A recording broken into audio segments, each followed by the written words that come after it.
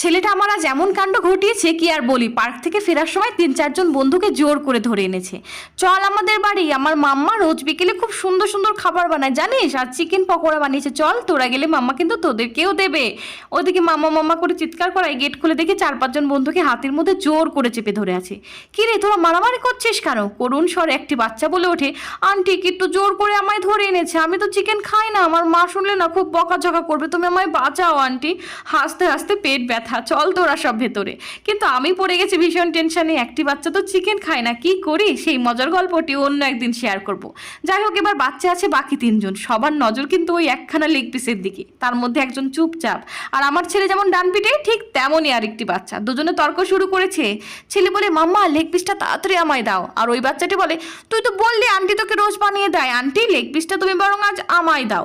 আমি তো কি করবো ভেবেই পাচ্ছিলাম না। আচ্ছা তোমরা হলে কি করতে আমায় জানিও কিন্তু।